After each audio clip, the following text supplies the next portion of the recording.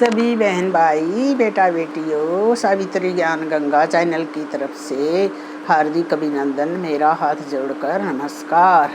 आज बेटा बेटियों एक कहानी सुनाऊंगी मैं आपको, सुनो भाई।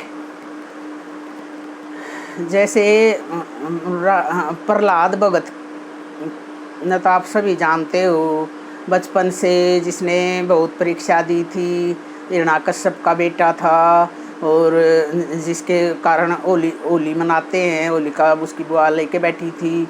बचपन में तो भाई उसने देखो इतनी परीक्षा दी, इतना बड़ा भगत था। फिर हिरण्याकश्यप मरने के बाद वो राजा बन गया। राजा बन गया तो वो राजा बनने के बाद भी परीक्षा कहाँ कम होती है। फिर एक दिन ये दरबार लग रहा था हिरण्याकश्यप का, तो दो औरतें आती हैं उसके दरबार में। एक नवजात शिशु को ले रही हैं और वो बोलती है, जो ले रही है, कि ये बच्चा मेरा है। और दूसरी औरत दावा करती है, नहीं महाराज ये बच्चा तो मेरा है, और ये तो उठा के भाग रही थी। वो दूसरी बोलती है, नहीं ये बच्चा मेरा है, ये उठा के भाग रही थी। तो भाई ऐसा उलझा हुआ मामला, समझ में नहीं आवे। दोनों इतने दाव के साथ बोले ये बच्चा मेरा है, वाह कहो ये बच्चा मेरा है, उठा के भाग रही थी। तो भाई उसका तो महाराज प्रहलाद का कुछ भी समझ में नहीं आया। फिर ऐसे दोनों दावे के साथ बोल रही थी। तो उसने फिर के फैसला करा कि उसकी माता श्री भी थी, कया दो राजमाता, बोले ये बच्चा तो माता को दे दो, राजमाता को, ये अपनी ये संभालेगी, उस बच्चे का ध्यान रखेगी। और ये दोनों जो बच्चे वाली औरतें हैं ना, दावा कर रही हैं, इनको ना एक कक्ष में छोड़ दो, एक रूम में छोड़ दो। तो बोला ठीक है भाई। दरबार उठ लिया, दरबार का टाइम हो लिया कि अगला दिन फैसला करेंगे। तो उनको तो एक रूम में छोड़ दिया, एकांत का रूम दे दिया, दोनों एक रूम में ही छोड़ दी वो दोनों माताएं। और बच्चा वो कया दो राजमाता संभाल रही है बच्चे को, उसकी दासियां वगैरह संभाल रही हैं।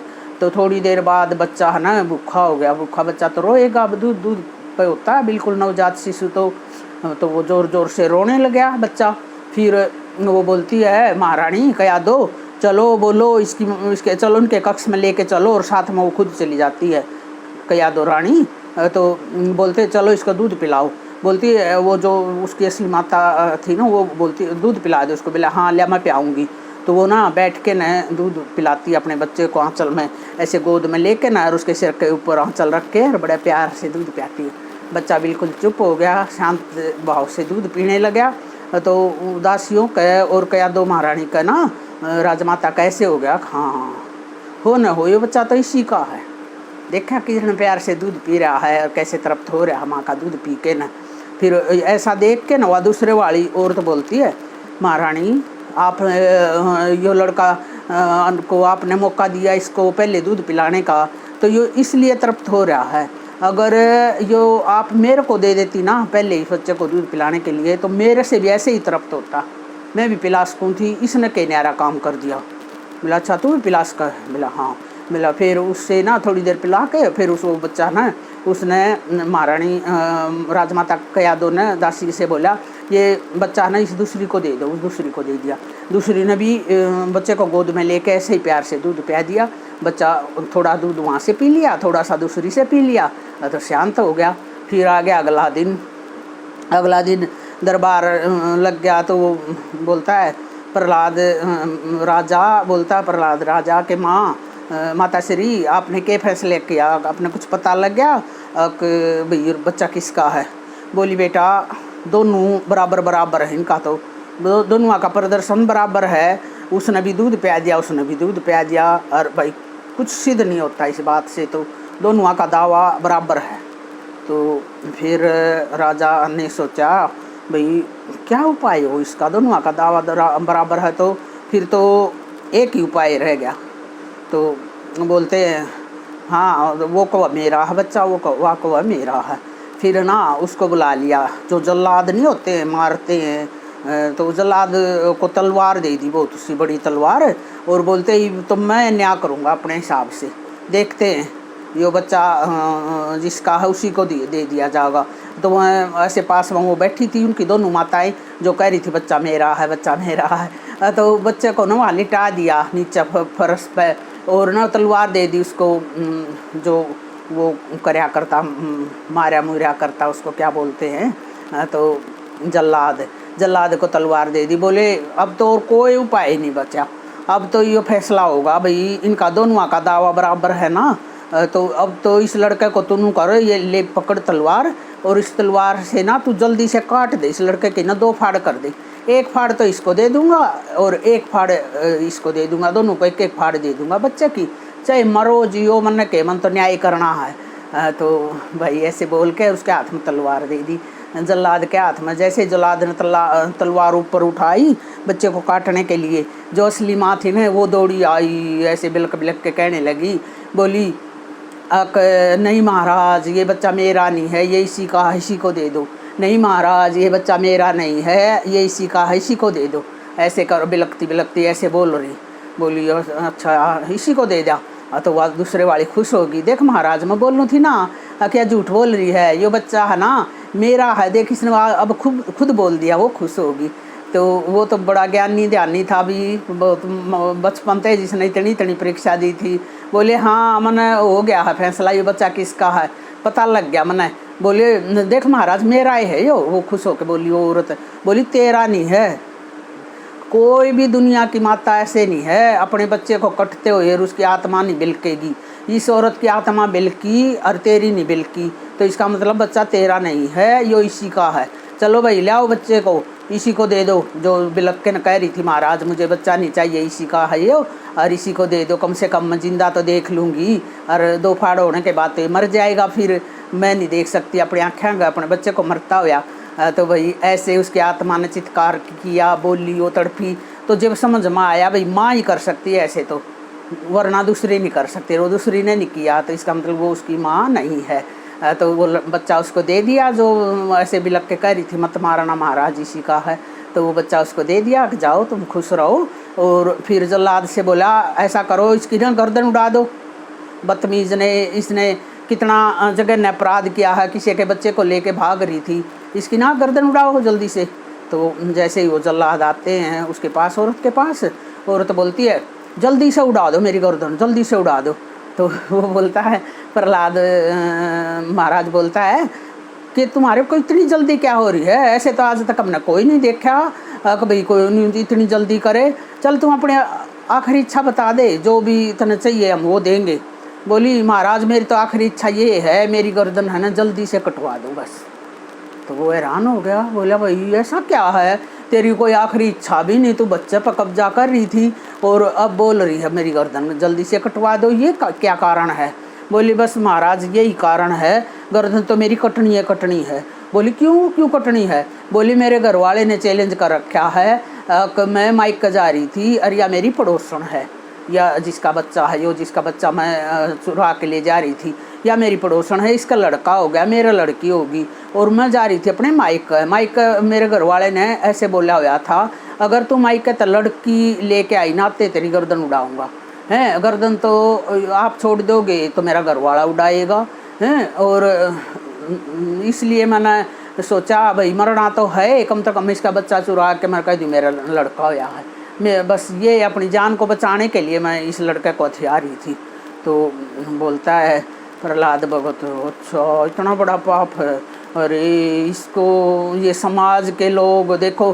बोले फिर तो तेरा पति है इस अपराध का जिम्मेदार, भाई पति के दबाव में आके न उसने तेरे हालात इतने गंदे करे, जब तू बच्चे को चुराने पर मजबूर हुई है, तो इसका मतलब वो तेरा जो पति है वो है इसका अपराधी।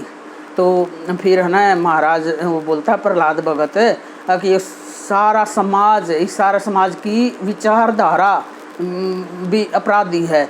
बोलते जब लड़की जो भी कन्या होती है बड़ी होकर वो एक माता बनती है, वो 2 घरों में अच्छे संस्कार करती है, अच्छे संस्कारों को जन्म देती है, अच्छे संस्कार कुलों को 2 कुलों की रक्षा करती है वो। और फिर उसको बोलते हैं लड़की लड़का में जो भेद करते हैं वो लोग अपराधी हैं। और ये अपराध ऐसा समाज में होना नहीं चाहिए।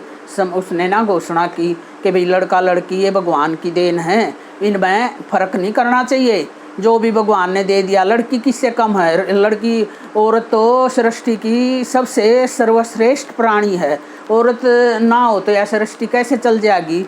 तो भाई औरत को छोटा समझना ये हमारे समाज में अब भी है और पहले भी था। ये है ना बहुत ही गलत बात है। औरत से ये समाज बना है। नर से ही नारायण नारी से ही नारायण पैदा हुए, नारी से ही नर पैदा हुआ, नारी से ही सारा संसार पैदा होकर नहीं इतना फल फूल रहा है। और फिर उस नारी को ही बोल देते हैं ये छोटी। लड़की होगी तो गलत बात है, लड़का हो गया तो सौभाग्यशाली है। तो ये ना समाज की जो ये विचारधारा है ना, इसको ख़त्म करो। महाराजा प्रहलाद ने अपने जो भी विद्वान लोग थे उनको बताया कि समाज में ऐसे अपने विचारधारा को फैलाओ कि भाई कोई भी ऐसा नहीं करेगा कि लड़की जैसे उसके पति ने किया, लड़की होगी तो मतलब बढ़ नहीं दूंगा, लड़का लड़की में कोई फ़र्क नहीं होना चाहिए।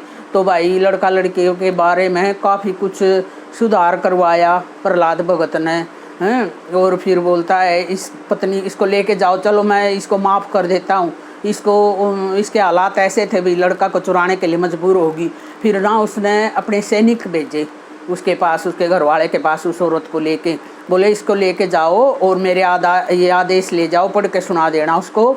अगर तूने इसकी बच्ची को जन्म दिया था उसको और इस औरत को ज़रा सी भी तकलीफ दी ना तो राजा का दंड तेरा मृत्यु दंड होगा और तू इनको सही तरह रखना। तो भाई ऐसा न्यायकारी था राजा प्रहलाद, जो बचपन से ही तपस्या करने, बचपन से ही वो देने लगा था परीक्षाएं हैं। कितनी बच्चे ने इतनी परीक्षा दी और फिर ना राजा हो के न इतने बढ़िया बढ़िया वो फैसले कराया करता। ऐसे इंसानों की समाज में ज़रूरत है। अब ऐसे इंसान तो कम ही रह गए, या तो राजनेता उड़े उड़े आंडे हैं गाड़ियाँ में, या और बस आलतू फालतू बातें में बढ़ रही हैं। जो बात की जड़ है, जो समस्या की जड़ है, जो फैसला है वो तो ढंग से करते नहीं। और ऐसे ही बस उनको टाइम में नहीं होता सोचने समझने का। उनकी बुद्धि भ्रष्ट हो रही है, आधुनिक साधना में घूमते फिरते रहे हैं और बात की तय तक जाते नहीं। तो समाज में कैसे सुधार आवेगा? तो मैं सोच रही हूँ भाई अपने विचारों से ऐसे कैसेट बना के ना मैं और मेरे जैसी और भी काफ़ी बहनें लगी हुई हैं तो अच्छी अच्छी विचारधारा को जन्म दें। और ये विचारधारा पहले आदमी के दिलों में जन्म लेती हैं, फिर धीरे धीरे वो ना समाज में हर एक दूसरे से बातें विचार फैल जाते हैं, उसे विचारों के हिसाब से फिर वो बनता समाज। तो भाई इस कहानी से क्या शिक्षा मिली आप मुझे ना कमेंट करके बताइए। और भाई एक मन समस्या है, मेरा टाइम भी 3 गुना ज़्यादा हो गया। जो एक कंडीशन होती है ना यूट्यूब की, टाइम भी मेरा 3 गुना ज़्यादा हो गया। और भाई मेरे व्यूअर भी 3 गुने ज़्यादा हो गए, मेरे सब्सक्राइबर कम हैं। तो आप लोगों से मैं रिक्वेस्ट करती हूँ कि मेरे चैनल को सब्सक्राइब कर देना। जो भी यूट्यूब का भाई बहन है मेरा वीडियो देखे तो मैं प्रार्थना करती हूँ मेरे चैनल को सब्सक्राइब कर दो। मुझे 1000 हो जाएंगे ना, फिर मैं आपसे बिल्कुल नहीं वो करूँगी, मैंने मेरे 1000 कर दो। और मैं आपसे हाथ जोड़ के प्रार्थना करती हूँ, मेरी बात पे ध्यान करना। जय माता दी।